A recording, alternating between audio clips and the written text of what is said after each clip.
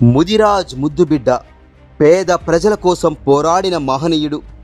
పండుగ సాయన్న గారి జయంతిని అక్టోబర్ 22న, వర్ధంతిని డిసెంబర్ 10న ప్రతి సంవత్సరం అధికారికంగా నిర్వహించేందుకు తెలంగాణ ప్రభుత్వం ఉత్తర్వులు జారీ చేయడం తెలంగాణ ముదిరాజ్ సమాజానికి ఎంతో గర్వకారణం.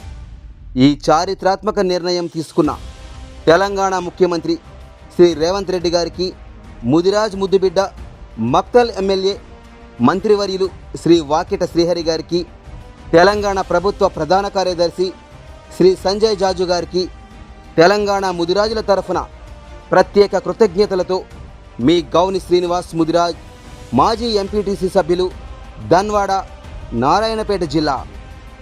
రజాకార్లను ఎదిరించిన రణధీరుడే, నైజాం దొరల గుండెల్లో నిప్పురవ్వే, దొరల గడీలను గడగడలాడించిన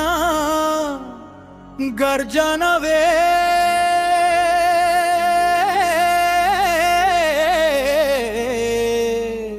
పొరడోళ్ళ పాలిట కొండంత అండవే, ముదిరాజు ముద్దుబిడ్డ పండుగల సాయన్న, బహుజనుల బంధువు మన సాయన్న, ఆకలి బతుకుల నమ్మెతుకై నిలిచిన వాడే, అణగారిన జనానికి ఆరాధ్య దైవమైన వాడే.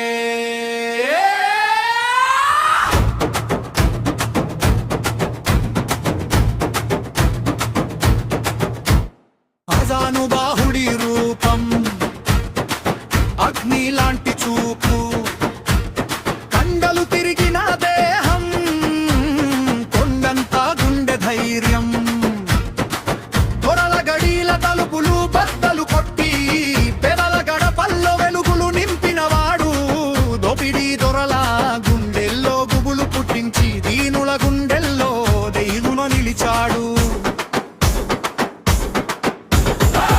ఒక్కడే వచ్చాడు, ఒక సైన్యమయ్యాడు, ఒక్క పిడికిలి బిగించాడు, వేల గుండెల్లో ధైర్యం పాడు. దొరల పాలనకు ఎదురొడ్డి దోపిడీకి చరమగీతం పాడాడు, బలహీనుడి కన్నీటిని చూసి బలమైన పోరాటంగా మార్చాడు. సాయన్న పేరు వినిపిస్తే సింహాల గుండెల్లో సైతం సవ్వడి, సాయన్న పెద వినిపిస్తే పేదోళ్ళ గుండెల్లో పండుగే పండుగ. రజాకార్ల రాక్షస మూకలు ఎదురొచ్చిన, నైజాం సైన్యం కత్తులు దూసిన, ఒక్కడే నిలబడి పిడికిలి దించి పేదోళ్ళ కోసం పిడుగై మారాడు. న్యాయం కోసం నడిచిన అడుగులు నేటికి నేలపై గుర్తులయ్యాయి, పేదల కోసం రగిలిన గుండె నేటికి జనంలో జ్వాలలయ్యింది.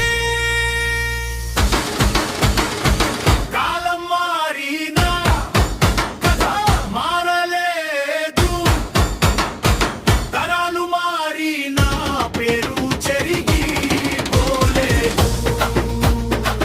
రక్తం చిందించిన ఆ వీరుని గాథ చరిత్ర పుటల్లో శాశ్వతమై నిలిచిపోయింది. ముదిరాజు ముద్దుబిడ్డ పండుగల సాయన్న, మట్టిలో పుట్టిన మాణిక్య పండుగల సాయన్న, పేద ప్రజల గుండెల్లో